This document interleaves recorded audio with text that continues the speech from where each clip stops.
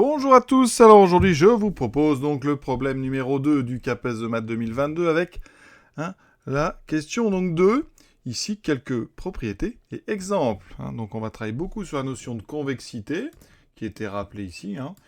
Donc f est convexe si, vous avez toute une ligne ici qui s'appelle donc l'inégalité de convexité sur laquelle on va vraiment travailler.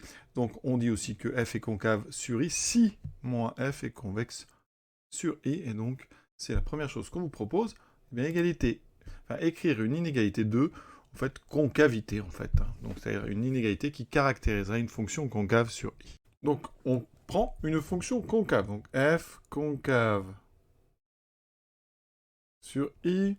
Bon, bah ça, d'après ce qu'on a dit, ça équivaut à moins f convexe sur i. Donc, j'écris l'inégalité de convexité sur moins f. D'accord? Donc, quel que soit x, y appartenant à i carré, quel que soit lambda appartenant à 0,1, eh bien l'image de lambda x plus 1, alors ici je l'applique pour moins f, donc là je vais mettre moins f, d'accord, de lambda x plus 1 moins lambda y, voilà, donc au départ c'est moins f, après on pourra enlever ce moins, enfin on pourra le sortir, ici, donc c'est lambda moins f appliqué en x, plus 1 moins lambda, moins f appliqué en y. D'accord? Donc ici, eh bien, ça veut dire qu'on va transformer ça. Déjà, on va enlever ce moins, enfin on va le sortir. Donc c'est moins l'image de lambda x plus 1 moins lambda y, qui est plus petit ou égal à moins, donc lambda f de x moins 1 moins lambda f de y. Alors ici, pour ceux qui se demandent pourquoi je mets des parenthèses, rappelez-vous que si je prends l'application moins f de x, c'est en fait pour tout x moins f de x. On calcule en fait l'image de x par f et on peut après multiplier par moins 1. Donc ici, on inverse tout de côté. Donc ça veut dire que j'aurai lambda f de x plus 1 moins lambda f de y plus petit que f de lambda x plus 1 moins lambda y. Alors ceci, on pourrait l'exprimer comme ça. On va faire un autre choix. On va plutôt, au lieu de changer tout le monde de côté, on va tout multiplier par moins 1. Et en multipliant par moins 1, qui est un nombre négatif, on va avoir un changement de sens du symbole d'ordre. Donc on a ceci. Voilà. Et là, au lieu d'avoir inférieur ou égal, on aura supérieur ou égal. Et tout est multiplié par moins 1. Et voilà. Donc voici ce qu'on peut proposer comme inégalité caractérisant une fonction concave. La seule différence ici, c'est que l'image de lambda x plus 1 moins lambda y est supérieure ou égale, ici, à lambda f de x plus 1 moins lambda f de y. Caractérisation graphique de la convexité. Alors ça, c'est des choses que vous connaissez. On va en parler tout de suite, puis après on refera ça bien dans la question suivante. Une fonction convexe, on sait, alors on va tracer une courbe, c'est une fonction qui, eh bien, quand on trace la courbe et qu'on prend 2 points sur la courbe, eh bien, qu'on appelle la corde, donc le segment qui relie ces 2 points, est toujours au-dessus, sur le segment justement au-dessus de la courbe. Donc c'est ça qu'on traduit par, en fait, graphiquement par l'inégalité de convexité. On va voir ça après. Donc la première chose à faire, c'est d'abord de réussir à exprimer.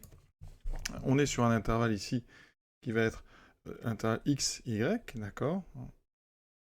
Et on va prendre un point au hasard sur cet intervalle, et bien on va exprimer ce point, comme étant une combinaison donc, de x et de y avec des coefficients lambda et 1 moins lambda. Donc c'est ça l'objet de la question 6a. Alors, il s'agit ici d'une équivalence, si et seulement si. Donc on va partir de z appartenant à x, y. Donc on prend ici donc les conditions, hypothèse de départ, on prend donc x et y, un couple de notre intervalle, tel que x est strictement plus petit que y. D'accord? Alors, on va commencer. On prend donc z appartient à l'intervalle x, y. Alors ça équivaut à une égalité simple. C'est qu'on a x plus petit ou égal à z, plus petit ou égal à y. Alors ici, comment préparer la démonstration? Alors on peut regarder un petit peu. On est donc entre x et y. Et là, on place un z. D'accord? Donc, ici, ça veut dire que le segment xy, il est composé de 2.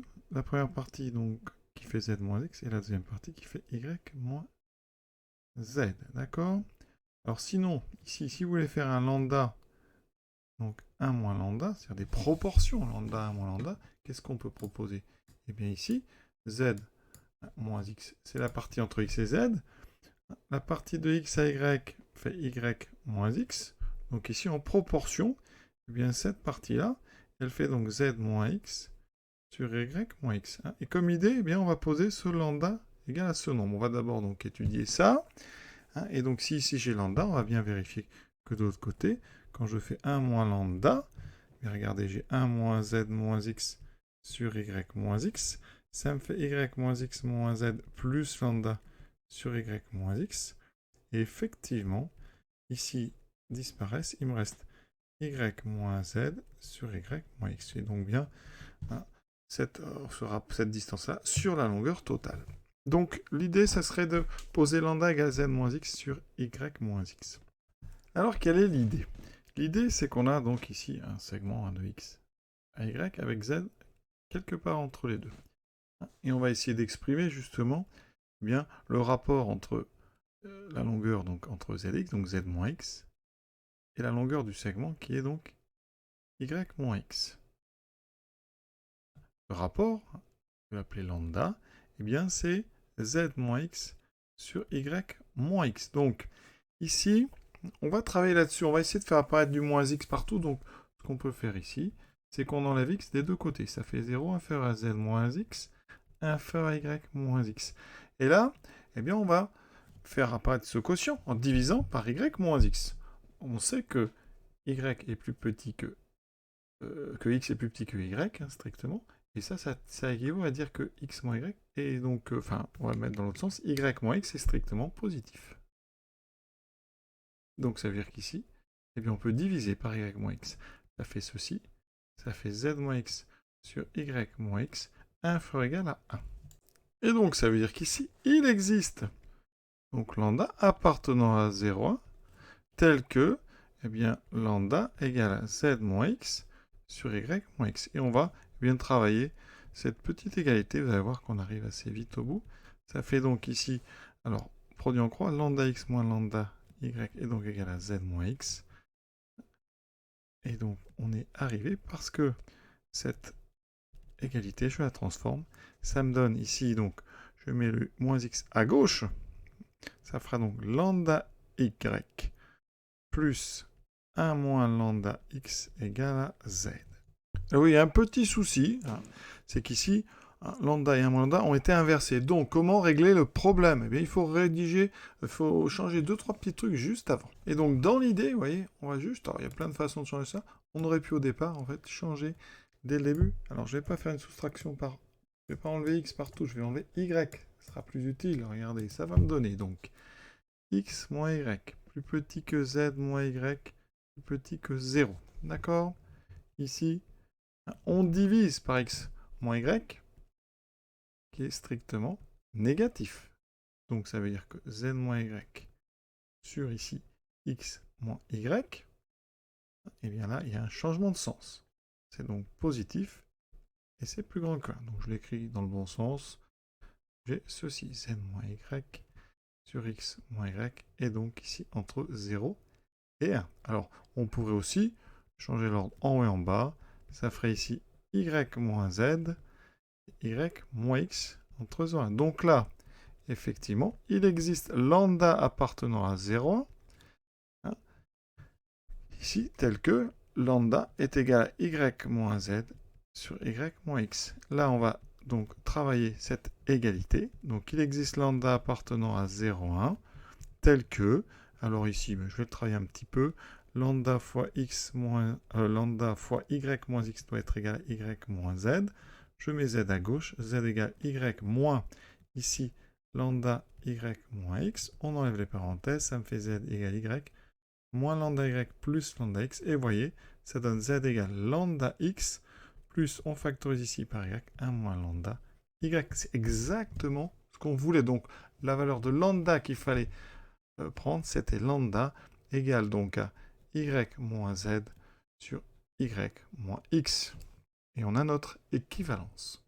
Alors, on peut procéder autrement, par exemple, en construisant une fonction f qui a lambda donc associe lambda x plus 1 moins lambda y. Et on va la construire ici de 0,1. Voilà. Et on va montrer ici que l'image de 0,1, c'est justement 0,1. D'accord? Donc ici, pour l'instant, on est dans R et on a x plus petit que y. Donc cette fonction, c'est une fonction de variable lambda. Donc ça fait lambda x plus, alors je développe y moins lambda y. Donc le coefficient, c'est x moins y fois lambda plus y. C'est une fonction affine. D'accord? Affine en lambda. Donc le x moins y que vous avez devant lambda, c'est la pente, le coefficient directeur, qui est donc négatif parce que y est plus grand que x. Ça veut dire que notre fonction f est décroissante. D'accord? Et comme c'est une pente strictement négative, décroissante strictement. Alors, quelle est l'image de 0? F de 0 vaut donc, je remplace lambda par 0. Ça fait 1 y, donc ça fait y. Et f de 1 vaut x. Ça veut dire donc que vous avez une fonction f. Donc, alors c'est une variable lambda qui part de 0 à 1. Et ici, qui est décroissante strictement, l'image de 0, c'est y, l'image de 1, c'est x. Avec tout ce qu'on a dit, on a dit donc que f est une bijection donc de l'intervalle 0,1 dans l'intervalle donc ici x, y. Ça veut dire quoi? Eh bien que ça veut dire que quel que soit z appartenant à x, y, donc il existe, alors un unique, mais on n'a pas besoin ici, il existe donc lambda appartenant à 0,1 tel que, eh bien donc f de lambda est égal à z, ce qui équivaut à dire que lambda x plus 1 moins lambda y est égal à z. Et donc, on a bien notre équivalence parce que si je prends n'importe quel élément dans x, y, je lui trouve un antécédent. Et tous les nombres qui sont dans, finalement, 0, 1 ont une image dans x, y, puisque c'est une bijection. Et donc, on a bien notre équivalence. Le point z, d'après ce qu'on vient de faire, il existe donc un lambda appartenant à 0,1, tel que z peut s'écrire lambda x plus 1 moins lambda y. D'accord? Ce z, il est ici. Et donc moi, ce qui m'intéresse, c'est les coordonnées de ce point-là. Les coordonnées de ce point-là, c'est donc z et f de z, qui sera donc f de lambda x plus 1 moins lambda y. Voilà, c'est ce qu'on a, vous voyez, dans l'inégalité de convexité. C'est ce qu'on a à l'intérieur de f ici, sur le côté gauche. Et donc maintenant, il va falloir voir ce qu'on fait pour avoir le côté droit. Où est-ce que graphiquement, on va lire ce f de z? F de z, c'est une image de z. Donc la courbe, je vous le dis, elle va être... je vais la représenter. On va la faire comme ceci. Ici, f de z, ça serait l'ordonnée de ce point qui est ici. D'accord? Donc l'ordonnée de ce point-là, c'est donc l'image de z, c'est-à-dire f de lambda x plus 1 moins lambda y. Donc la question qu'on va légitimement se poser, et je répète, c'est le plus important, c'est quelle est l'ordonnée de ce point-là?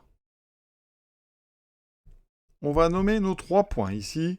Je vais appeler ça A, B et C. Alors regardez ce qui va arriver. Alors, les points sont alignés, donc ça veut dire que les taux de variation sont les mêmes entre ces points. Donc ça veut dire que YC moins YA sur XC moins XA doit être égal à YB moins YK sur XB moins XA. Ici, on connaît tout sauf YC. Donc je vais traduire. Alors YC, c'est ce que je cherche. YA, c'est donc f de x. Ici, j'ai donc z moins x. Ici, j'ai f de y moins f de x. Et dessous, j'ai donc y moins x. On fait un produit en croix. YC moins f de x est donc égal à z moins x sur y moins x multiplié par f de x moins f de y. D'accord? Ici, on a encore un peu de travail, je vous le dis, on n'est pas tout de suite arrivé, mais YC, c'est donc f de x. Ici, donc, plus z moins x sur y moins x fois f de y moins f de x. Alors, ce z moins x sur y moins x, on l'a déjà vu. Si on fait z moins x sur y moins x, si je remplace z par lambda x plus 1 moins lambda y, j'obtiens ceci. Et regardez ce que ça donne.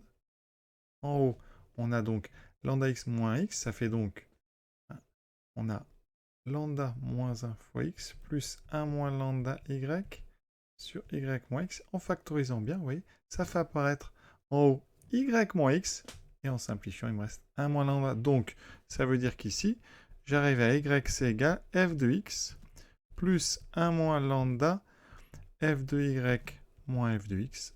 En enlevant les parenthèses, on arrive à y, c'est égal. Donc ici, 1 moins lambda f de x plus f de x, il me restera donc lambda f de x plus 1 moins lambda f de y. C'était pas nécessaire de le faire puisqu'on ne devait pas démontrer, mais vous voyez, qu'est-ce que j'ai obtenu? Le fait que le point C, ici, il a pour coordonnées lambda x plus 1 moins lambda fois y, ça c'était z, ça c'est l'abscisse, et son ordonnée, c'est lambda f de x plus 1 moins lambda f de y. Donc ça c'est très important, parce que dans l'inégalité de convexité, c'est notre membre de droite. Donc qu'est-ce que nous dit l'inégalité de convexité? Eh bien c'est que l'image du point ici, l'image de z, qui se situe entre x et y, est forcément toujours en dessous du point que vous trouvez ici sur la corde.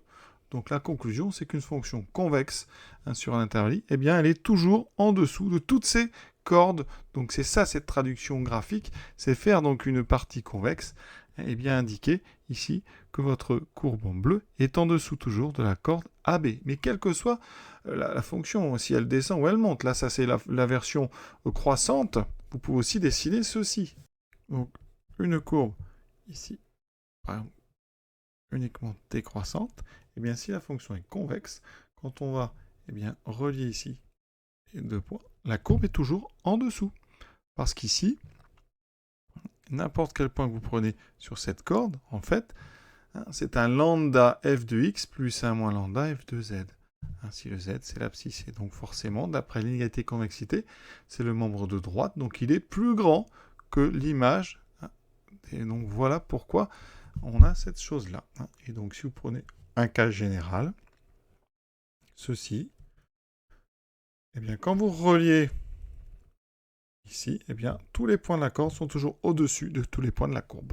Et donc voici la figure qu'on aurait pu attendre de vous. Donc ici, sur l'axe abscisse, on met x, y, et ici on met donc z, et on met z égale donc lambda x plus 1 moins lambda y. Ensuite, en ordonnée, en haut ici on trouve f de x. En bas ici, je vais mettre f de y. Ici, mon point bleu, il est sur la corde. Donc, on a démontré que c'était lambda f de x plus 1 moins lambda f de y. D'accord? Et mon point qui est en vert, c'est l'image de z. C'est donc f de lambda x plus 1 moins lambda y. Et donc, on a bien ici, eh bien, ce point, l'abscisse, l'ordonnée du point bleu plus grande que l'ordonnée du point vert, d'accord? Donc ici, on traduit vraiment l'inégalité de convexité, d'accord? Avec effectivement l'image de lambda x plus 1 moins lambda y, qui est plus petite ou égale à lambda f de x plus 1 moins lambda f de y. Donc voilà, pour bien comprendre en fait l'inégalité de convexité, il faut bien comprendre que les coordonnées du point bleu, elles sont très particulières par rapport à la décomposition de z sous la forme lambda x plus 1 moins lambda y. Septième question, donc on prend deux fonctions convexes sur i, démontrer que f plus g est convexe sur i. Alors ça c'est assez évident, on va bien traduire la convexité de f et g par l'inégalité de convexité et on va ajouter nos deux inégalités. Donc ici, on a f convexe sur i, donc quel que soit x et y, un couple dans i2, quel que soit lambda appartenant à 0,1, eh bien l'image de lambda x plus 1 moins lambda y est bien plus petite ou égale à lambda f de x plus 1 moins lambda f de y. On fait pareil, puisque g est convexe sur i. Donc, quel que soit x et y appartenant à i2, eh bien, quel que soit lambda appartenant à 0,1, tout ça c'est commun. On aura donc g de lambda x plus 1 moins lambda y inférieur ou égal à lambda g de x plus 1 moins lambda g de y. Eh bien, Dans ce cas-là, donc on peut résumer ça, écrire plus petit, c'est en disant que f et g convexes sur i, eh bien, ça veut dire que quel que soit le couple de i2 et quel que soit lambda par exemple, on peut écrire nos deux inégalités. On va les ajouter, d'accord? Donc ici, donc ça veut dire que f, alors au départ on est obligé de tout écrire, c'est un peu laborieux. On a ceci plus g de ceci, donc inférieur ou égal à la somme des deux. Alors je peux déjà faire un petit travail sur la factorisation, donc lambda f de x plus g de x plus 1 moins lambda f de y plus g de y. D'accord? Ici, on a l'image de quelque chose plus g de quelque chose. Alors ça, on va peut-être faire un petit... Quel que soit x, donc appartenant à i. Si on a f de x plus g de x, c'est égal à f plus g de x. C'est le principe de définition de la somme de deux fonctions. Donc ici, j'ai f plus g qu'on applique en lambda x plus 1 moins lambda y. Et c'est inférieur ou égal à lambda, donc ici fx plus g de x, c'est lambda de f plus g de x, plus 1 moins lambda de f plus g de y. Donc ce que vous avez devant vous, c'est l'inégalité de convexité appliquée à f plus g. Elle est bien valable quel que soit le couple x, y, et quel que soit lambda de 0,1, donc f plus g est convexe. Ça veut dire qu'ici, on va dire quoi? L'inégalité de convexité est vraie pour f plus g, quel que soit xy appartenant à i2 et quel que soit lambda appartenant à 0,1. D'accord? Donc, f plus g est convexe sur i. Donc, on vient de montrer que si f et g étaient convexes, alors f plus g est convexe, elle aussi, sur i. Maintenant, même chose avec ici f convexe sur i à valeur dans j et g convexe et croissante sur j. Démontrer que g en f est convexe sur i. Alors, on va déjà traduire la convexité de f. Donc, f est convexe sur i. Donc, ça veut dire que quel que soit x et y dans i2 et quel que soit lambda dans 0,1, on a bien une égalité de convexité. Donc, f de lambda x plus 1 moins lambda y est donc inférieur ou égal à lambda f de x plus 1 moins lambda f de y. On continue avec g qui est croissante sur j. Alors, comment je vais pouvoir utiliser? Tout d'abord, ici, f de lambda x plus 1 moins lambda y appartient bien à j, d'accord? Puisque c'est l'image, hein, puisqu'ici, hein, ce qu'on a dedans, ça appartient à i, et que f de i, c'est j. D'accord? Enfin, en tout cas, i est... Alors, maintenant, il va falloir composer par j des deux côtés. Hein, mais g est convexe et croissante sur j. Donc, il faut que je vérifie que tout ça est bien dans j. Alors, hein, on a dit, ici, lambda appartient à 0,1. Donc, lambda x plus 1 moins lambda y appartient à l'intervalle donc x, y. Donc, f de lambda x plus 1 moins lambda y hein, appartient bien à j, d'accord? Parce que on a l'image, hein, ici, c'est-à-dire que ça appartient donc bien à notre intervalle i, donc ça c'est bien dans j, d'accord? Donc on pourra composer par g. Ensuite, le membre de droite. Lambda appartient à 0,1. Donc, si on prend lambda f de x plus 1 moins lambda f de y, ça appartient donc à l'intervalle, alors ici, l'intervalle f de x, f de y, si f de x et f de y sont dans cet ordre-là, ou hein, dans l'intervalle f de y, f de x. D'accord? C'est important. Hein. Et conclusion, ça veut dire que ça appartient donc aussi à j. D'accord? Puisque hein, j, c'est donc l'intervalle image. Donc ça veut dire qu'ici, lambda f de x plus 1 moins lambda f de y appartient bien à j. Ça veut dire que je peux utiliser ici g. Hein. G est croissante sur J. Donc quand je l'utilise ici, j'ai G rond F de lambda x plus 1 moins lambda y, qui est donc inférieur ou égal, conservation de l'ordre parce que j'utilise une fonction croissante, inférieur ou égal à G de lambda f de x plus 1 moins lambda f de y. Alors j'ai utilisé la croissance de G pour conserver l'ordre. Maintenant, il faut que j'utilise sa convexité. Donc ici, eh bien, on a f de x et f de y qui appartiennent à j carré. Lambda appartient bien à 0,1. Donc là, je peux exactement utiliser la convexité de G sur J. D'accord? Donc ici, G est convexe sur J. Ça veut dire que à gauche, j'ai pas grand-chose à dire. Et à droite, ceci va être inférieur à lambda, donc G rond F de x plus 1 moins lambda G rond F de y.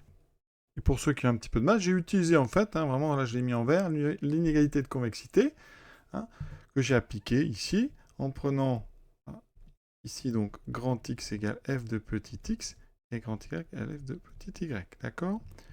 Et c'est pour ça qu'ici, le membre de droite, ici, il est inférieur ou égal à ceci. C'est sur lui qu'on a utilisé l'inégalité de convexité.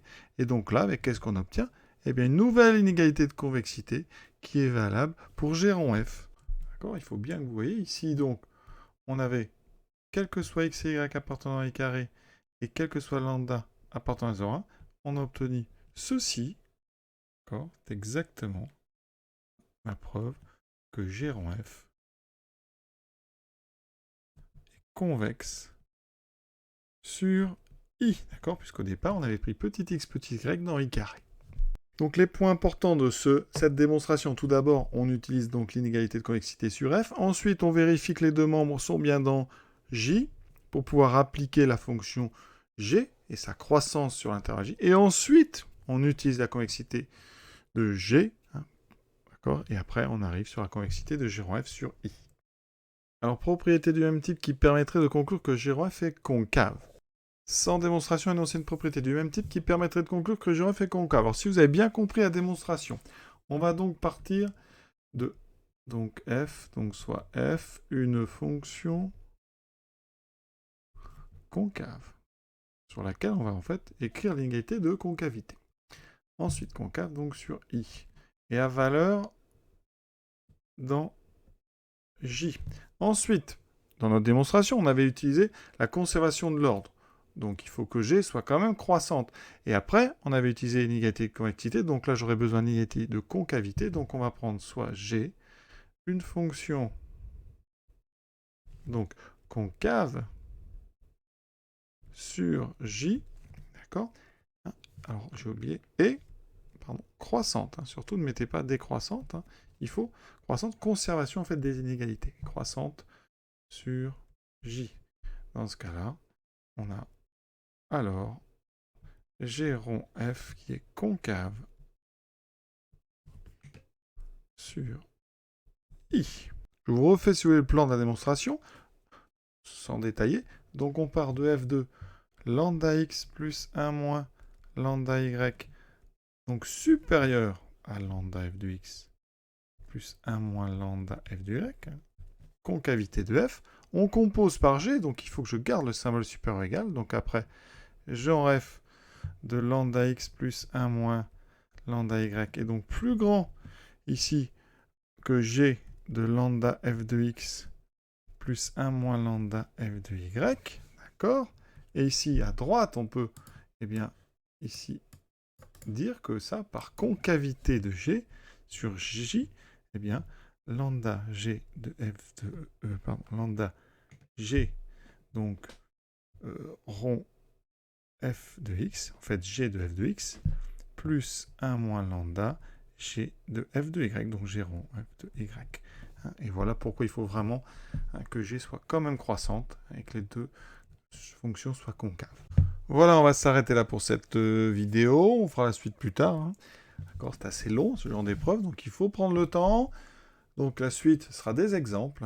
Ici, on va démontrer que la fonction valeur absolue convexe sur R, que la fonction carré est convexe sur R, que la fonction ln est convexe sur R plus étoile. Et encore plein d'autres choses. Donc à très très bientôt en espérant que ça vous ait plu.